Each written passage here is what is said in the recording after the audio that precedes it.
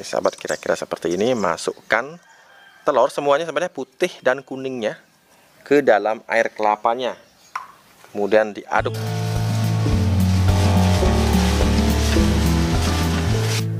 Awalnya tanaman terlihat sangat baik di persemaian.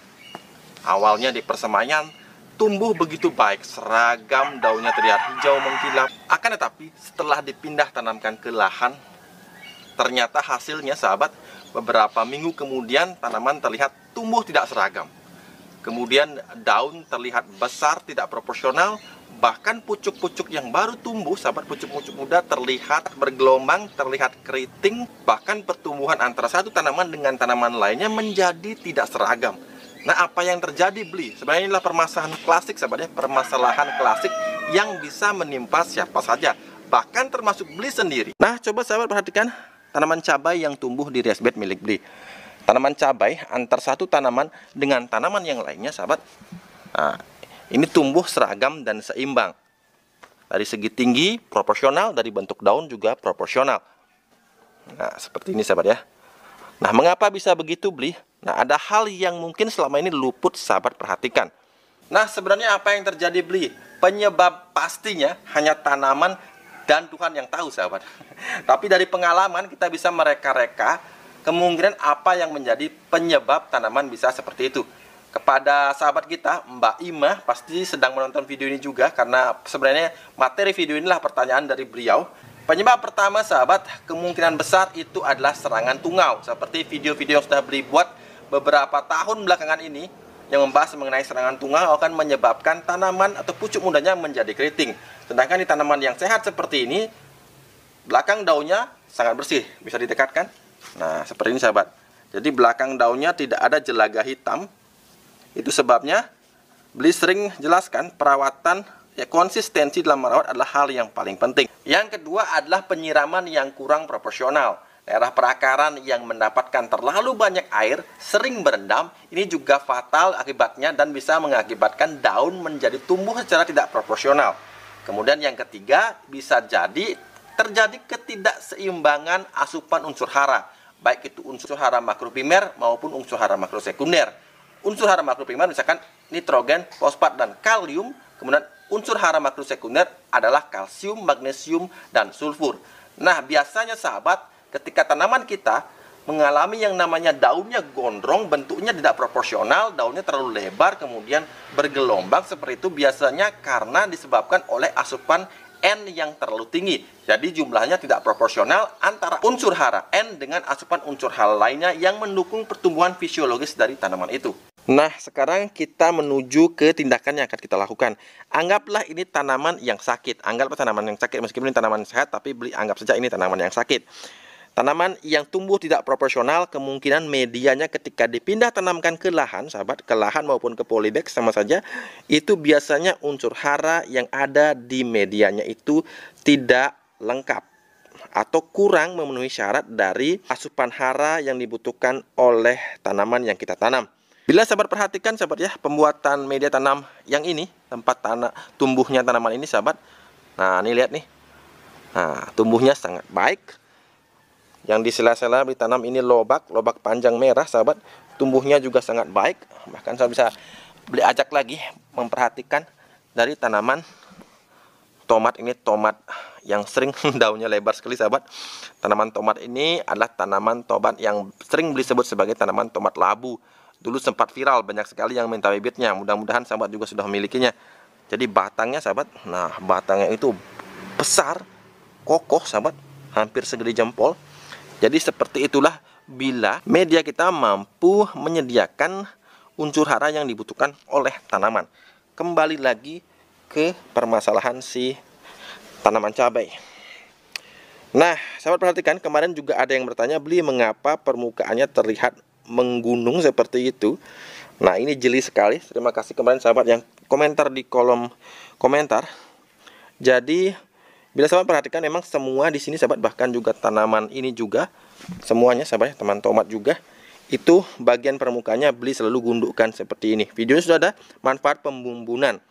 Jadi yang pertama, karena ini musim yang tidak pasti, kita tanam bukan di bedengan, maka wajib sahabat melakukan pembumbunan seperti ini.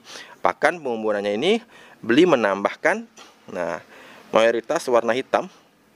Di sini ada arang sekam dan juga ada abu. Nah, jadi abu dan arang sekam beli tambahkan di tanah, kemudian beli bumbun seperti ini. Ini penting sekali. Yang pertama karena ini akan memperbaiki dari drainase yang terjadi ketika hujan mendadak. Sahabat perhatikan. Nah, ini daun sahabat ya. Daun. Mengapa daun diciptakan berbentuk seperti ini? Mengapa bentuk daun itu tidak seperti ini saja sahabat? Daun diciptakan seperti ini karena tujuannya memang nanti ketika air hujan turun, maka air hujan itu akan menetes ke bagian ujung sini, ke sini, sehingga tidak langsung mengucur ke pangkal tanaman ini sahabat. Nah, seperti itulah diciptakan oleh Sang Maha Pencipta. Sudah baik sekali Sang Maha Pencipta mendesain bagaimana bentuk daun pada tanaman. Tujuannya apa? Karena memang, nah, secara prinsip ketika bagian batang pangkal ini sering terendam air hujan, terlebih hujannya deras, ada anginnya, maka pasti air akan menggenang di sini. Ini akan rawan menyebabkan akar tidak akan mampu sahabat melakukan transportasi nutrisi dengan baik ke sini sahabat, ke atas. Karena di sini ada yang namanya transportasi nutrisi dari akar menuju ke atas. Yang kedua, ketika terendam terus-menerus maka akan rawan serangan mikroorganisme patogen seperti fungi. Itu sebabnya fungi fusarium banyak menyerang di musim hujan. Disebabkan melakukan pengumpulan dan bahannya pun menggunakan bahan-bahan yang kaya akan unsur hara makro sekunder. Seperti misalkan tadi ada abu yang memang terkenal kaya dengan kalsium, juga fosfat dan juga potasium. Nah, itu sebabnya sahabatnya, jadi bukan tanpa alasan. Nah, kalau begitu beli dari mana kita dapatkan asupan nitrogennya? Nitrogen itu melimpah sahabat. Jadi sahabat bisa menggunakannya. POC yang sahabat berikan itu pasti dominan yang namanya nitrogen. Itu sebabnya di musim hujan kurangi penggunaan POC, perbanyak pupuk padat. Itu prinsip yang sudah sering beli gaungkan di channel ini. Bahkan pestisida nabati yang sahabat maksudkan untuk mengobati atau menghilangkan serangan hama di daun itu juga sebenarnya sedang memberikan unsur hara N. Sehingga sebenarnya unsur hara N sudah melimpah, apalagi bagi kita pekebun organik. Namun bagi sahabat yang sudah kadung, sudah terlanjur sahabat ya, tanamannya seperti itu, seperti Mbak Ima. Nah, Mbak Ima ini beli bikinkan resepnya sahabat ya. Ini sudah pernah beli aplikasikan dan hasilnya sangat baik. Bahan-bahannya memang mungkin bagi sahabat yang di perkotaan agak susah, tapi kalau ada kemauan pasti ada jalan. Di sini ada abu sahabat ya. Nah, ini adalah abu kayu. Lebih baik lagi kita gunakan abu bakaran dari bambu sahabat. Abu bambu bagian, apalagi bagian batang paling bawah sampai ke akarnya, ketika dibakar maka abunya itu akan sangat baik. Tapi beli di sini gunakan abu kayu. Kemudian di sini ada arang. Nah, ini adalah arang. Arang sekam sebenarnya yang beli hancurkan seperti itu sehingga menjadi seperti tepung. Banyak yang masih bertukar abu arang ya. Arang yang hitam sahabatnya, abu yang abu-abu seperti itu. Kemudian ada di sini, ini adalah tepung kulit telur. Kemudian ada telur. Nah, itu telur sahabat ya. Dan ada air kelapa muda. Usahakan gunakan yang muda, karena yang muda sahabat ya, air kelapa muda itu mengandung sahabat, dari beberapa makalah yang beli baca memang, dan dari pembuktian empiris juga di sini ada yang namanya ZPT. Nah, kalau di air kelapa muda yang dominan adalah sitokinin, kemudian menyusul ada giberelin dan auksin dalam jumlah yang lebih sedikit. Yang pertama kita akan potong dulu, kita ambil airnya sahabat ya.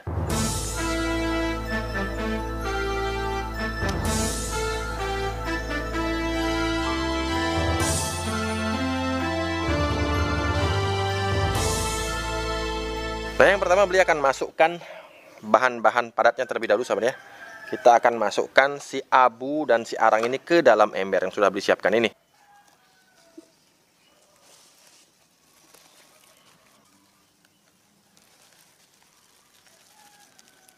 Oke, masukkan tepung kulit telur. Kemudian tambahkan 2 sendok makan mujung sahabat dari biang kompos.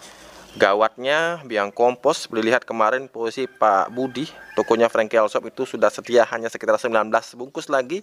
Kemudian Deki di Bekasi itu kalau tidak salah sekitar 60-an bungkus lagi. Dan di BioTV saya bisa lihat sendiri posisinya tinggal berapa sekarang.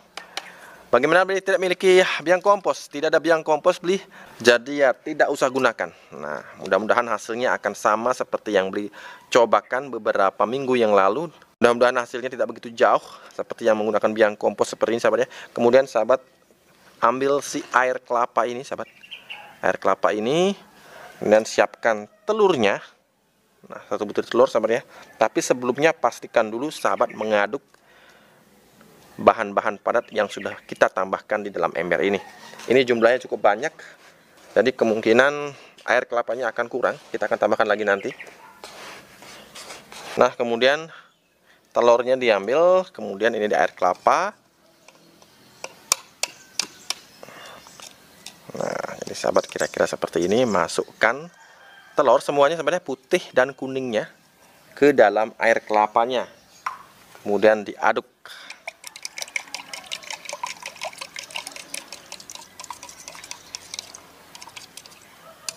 Nah, kemudian setelah diaduk merata, masukkan ke dalam sini. Ini bukan adegan membuat kue, tapi ini adalah nutrisi bagi tanaman kita yang sedang menderita di lahan sana, karena mungkin ketidaksempurnaan dari media yang kita siapkan dulu. Kita aduk, sahabat. Benar saja, ini kurang air kelapa, kita akan tambahkan lagi.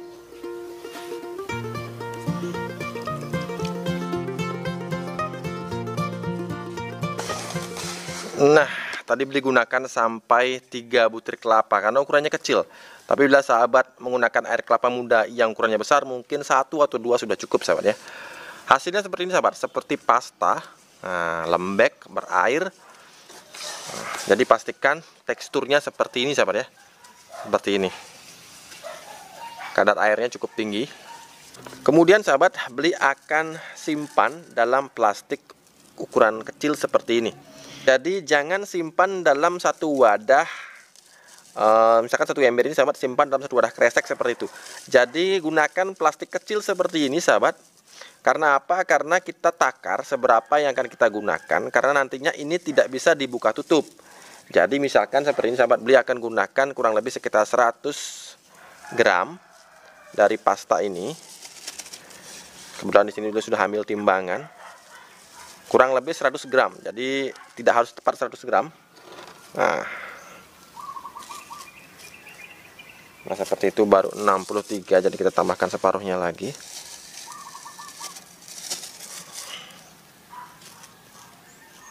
Nah, kurang lebih 100 gram, sahabat ya. Seperti ini, kita ikat.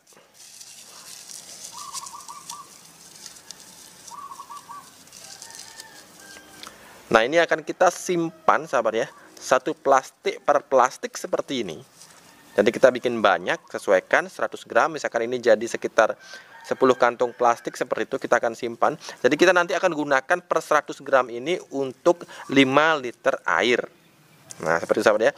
Kalau kita menggunakan dalam satu plastik besar, sahabat, maka ketika kita mengambil 100 gram yang kita gunakan, maka itu akan kurang baik. Yang pertama adalah karena ketika kita simpan ini, sahabat, ini bisa disimpan sampai berapa bulan, tapi sejak usia 7 hari itu sudah bisa kita gunakan. Masuk usia 3 sampai 4 hari biasanya akan mengeluarkan aroma yang aduhai. Itu sebabnya beli gunakan wadah seperti ini. Kemudian kita bisa cuci bagian luarnya, karena ini aromanya serius, sahabat. Nanti akan muncul aroma yang kurang sedap seperti itu. Nah, kita taruh di tempat yang gelap, tertutup. Jadi jangan kenakan sinar matahari langsung, sahabat ya. Kita ambil lagi 100 gram seperti itu. Jadi beberapa kantung. Nah, fungsinya adalah ini adalah kantung takaran untuk 1 kali pakai. Jadi kita tidak membuka tutup yang tidak kita pakai, sahabat. Karena aromanya ini akan sangat menusuk hidung kita. Nah, sahabat bisa buktikan sendiri kalau sahabat nekat. Karena beli sudah mencobanya terlebih dahulu, maka beli tahu seperti apa aromanya. Kemudian sahabat, ketika ini sudah beli kemas sepenuhnya semua sampai habis, kita diamkan. Usia 7 hari sudah bisa kita gunakan. Gunakan 1 bungkus untuk 5 liter air. Airnya bisa lebih banyak tergantung dari kepekatan yang sahabat inginkan. Sesuaikan juga dengan usia tanaman sahabat. Kemudian jangan kaget bila nanti warnanya jadi berubah, misalkan muncul jamur-jamur berwarna putih atau bahkan muncul jakabah atau jamur keberuntungan abadi itu sahabat. Jadi jangan khawatir karena itu adalah bagian dari mikroorganisme berupa kapang atau cendawan yang memang akan nanti bekerja bersama-sama dengan bahan yang kita masukkan tadi. Jadi seperti itu sahabat ya. Interval pemberiannya sahabat bisa memberikan 3-4 hari sekali. Tapi sekali lagi sesuaikan dengan kondisi curah hujan di sana. Bila sudah sering hujan sahabat, maka sekali lagi beli sering tekankan kurangi penggunaan pupuk organik cair, berikan pupuk padat yang banyak. Tapi bila cuaca seperti di tempat beli, kadang hujan tapi intensitas hujan masih jarang seperti itu sahabat, saya bisa gunakan 3 hari sekali sampai tanaman terlihat sembuh seperti itu. Tapi jangan lupa juga benahi. Nah, seperti beli awal video tadi, beli gunakan pembumbungan. Jadi digaruk dulu tanahnya, kemudian dibubunkan, kemudian baru kita aplikasikan pupuk ini.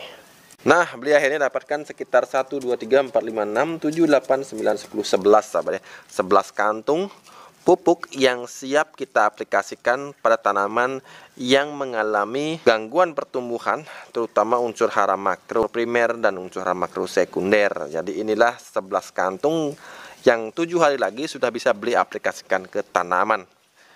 Tempatkan di tempat yang tidak terkena sinar matahari langsung sahabat ya. Jadi usahakan kalau tidak ada tempat yang gelap, ya usahakan tempat yang tidak terkena sinar matahari langsung. Sahabat juga bisa tutup dengan menggunakan kain di atasnya. Nah, jadi di sini beli gunakan keranjang seperti ini. Kemudian sahabat bisa tutup dengan menggunakan kain dan simpan di tempat yang tidak terkena sinar matahari langsung. Juga bukan tempat yang panas atau pengap sahabat ya. Oke sahabat, sekali lagi beli harapkan sahabat untuk tidak mulai meremehkan bahan-bahan yang kelihatannya sepele. Seperti halnya pupuk dari nasi yang beberapa hari yang lalu, mungkin minggu lalu ya, beli praktekkan bagaimana cara membuat pupuk dari nasi, dan sahabat bisa lihat sendiri hasilnya seperti ini. Jadi sekali lagi video dengan menggunakan telur ini sahabat jadikan sebagai salah satu alternatif bila sahabat menemui masalah yang sama. Dan akhir kata, beli selalu ingatkan jangan lupa untuk selalu menanamlah hari ini agar kita bisa panen esok hari. Sampai jumpa lagi di video-video beli berikutnya.